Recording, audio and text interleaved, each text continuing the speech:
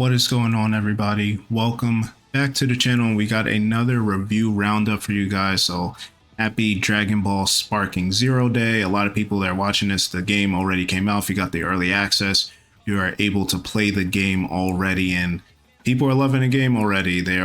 I've already seen spoilers. I've seen someone upload a whole full walkthrough, almost 10-hour walkthrough 2 hours ago, before I'm even recording this at 8 p.m. So people are definitely speedrunning through this game, but we're going to go through some of the reviews for the game and, see what people are talking about. So if you're new to the channel, do hit that subscribe button, leave a like on this video, and let's get right into these reviews. So from Metacritic, we did see that the game got an 82 overall, which is pretty good, especially for recent Dragon Ball games that have come out recently.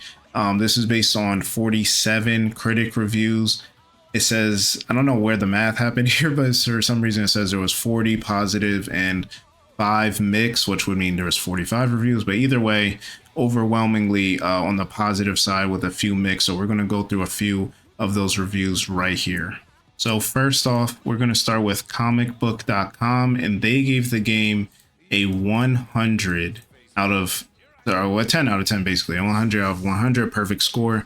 They said that Dragon Ball Sparking Zero is the Budokai Tenkaichi 4 fans have been waiting for a long time, but it's also the perfect first entry to jump into if you've never played a game in the series. It's a great first impression and even better reunion. You've been waiting for a Dragon Ball game like this, so they pretty much are saying, hey, whether you've been waiting for it, you're an old fan, you're a new fan, you never played a game, this is the definitive Budokai Tenkaichi 4 that people have been waiting for over a decade and a half. So it sounds like they really enjoyed it, and hey, we'll see if it actually lives up to that 10 out of 10. Next up, we got Noisy Pixel, who gave the game a 9 out of 10. They said that Dragon Ball Sparking Zero is an absolute addictive delight, firing on all cylinders, and is the dream Dragon Ball game for fans worldwide. While the story mode contains poorly implemented retreading, the high number of what-if scenarios more than makes up for this shortcoming. So this was a concern of mine as well. Now, the main draw with the story mode to me is the fact that they do have these what-if situations where oh, what if Goku didn't die when Raditz got killed? What if, I've seen some spoiler ones, so I don't want to mention them, but we're seeing a lot of different scenarios, which can be fun in Dragon Ball because like the series has been over for almost 30 years now. And I think the fact that you can have these what if scenarios that people have been coming up with and now they're official for a video game can make it more interesting so that we can kind of, see what would have happened. It's kind of like the Trunks timeline. What would have happened if he didn't do this or he did do that, or alternative, dimensions and things like that. So that's pretty good to know. Unfortunately, the retreading doesn't sound good, but we'll just have to see if that actually, impacts the game. They still gave it a 9 out of 10, so I think it's fine. Next up, we got Screen Rant, who also gave the game a 9 out of 10. They said there are definite issues with gameplay and overall presentation, but between how much it refines the work of its predecessors and every stellar new addition to the gameplay, Dragon Ball Sparking Zero is an excellent addition to the Budokai Tenkaichi franchise that more than justifies the long wait for its release.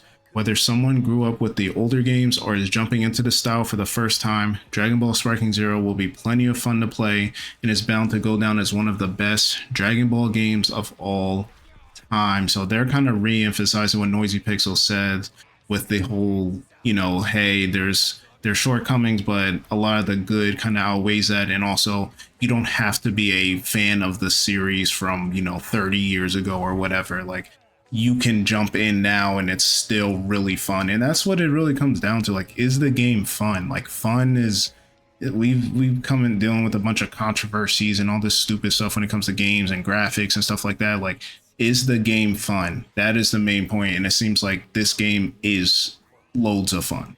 I want to get to some of the 8 out of 10. So we have an 8.5 from Press Start Australia. They said, picking right up where it left off with Budokai Tenkaichi 3, Dragon Ball Sparking Zero is a return to form and a celebration of everything Dragon Ball, reinvigorated with characters and transformations from Dragon Ball Super, as well as your favorites from Dragon Ball Z. The game feels both brand new and classic as it brings fast-paced action and eye-popping graphics into the new generation.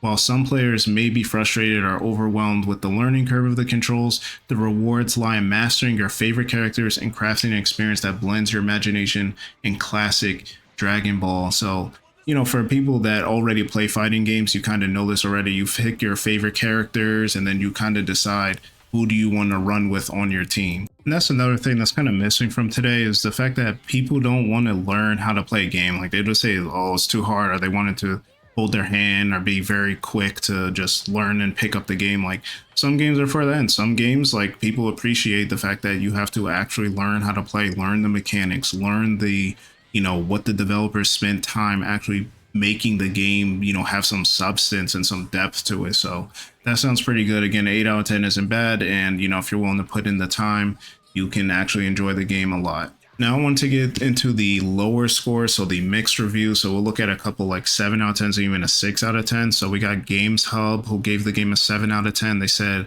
in its approach to campaign integration, Sparking Zero is much weaker. While it presents strong ideas and having branching story pathways, the narrative's varying quality and beige storytelling is a letdown. The flash and style of individual battles may be enough to dazzle you, but those looking for anything deeper will need to dive further back into Dragon Ball's video game past to find it. Now, what I was saying that was intriguing me with the game was the fact that, the what ifs and things like that. The fact that the story mode and campaign is lacking is a little concerning, but again, all I've seen online, and of course online isn't the definitive factor of everything, but just the gauge of what everyone wants is they just want to play with their friends, they want to play online, they're deciding what team they're going to make and everything like that. This game is going to survive based off of online, and now I also don't like the fact that this game does not have crossplay, and it doesn't sound like it's coming anytime soon, which I think will hurt it in the long run. But I think enough people will be buying this on each of their respective platforms it will survive. But if you're looking forward to a deep story and fully flushed out campaign, it doesn't seem like this game is going to hit that mark just the way you want it to. And then finally, we got a 6 out of 10 from Games Radar Plus. They said, intentionally prioritizing flashy fan service over competitive play, Dragon Ball Sparking Zero provides the most complete series toy box yet. But with simple enemy AI and repetitive fighting mechanics, it lacks the depth of its more serious competition to the point of becoming rote. And now when it says it's competition, I don't know if it means other fighting games in general or it just means other Dragon Ball games, because, depending on the franchise, you kind of just compare the franchise, take it for what it is and compare it to each other. But if they're talking about other fighting games, I mean, every fighting game is pretty different. I don't think anyone's buying this and saying, hey, this has to have like street fighter level mechanics or like Tekken level mechanics and things like that. I think people are just like, hey, I want to have fun, I want to have a bunch of good characters, cool storyline, good online with stable connection, and be able to play against my friends, and that's about it. So I don't know, the 6 out of 10 to me seems like an outlier here, but it depends. That's their opinion, and that's what they want to give the game. So that is the end of the review roundup. So again, the game got an 82 overall. I do plan to pick it up at some point, probably on PC, but I'll also probably wait maybe till like Black Friday, see if I can save some money, because to be honest, around this time of year, I already picked out what games I'm going to play. Like, Metaphor comes out the same day, and then you got Call of Duty, which I'll be playing online a decent amount. So I can wait till Black Friday to see if this, gets a deal or something, probably pick up some other games I missed out on for the year. But that pretty much does it for this video, guys. If you like this video, do leave a like for Akira Toriyama, subscribe to the channel as he would like you to, and then leave a comment if you have anything to say about the game, and I'll catch you on the next video.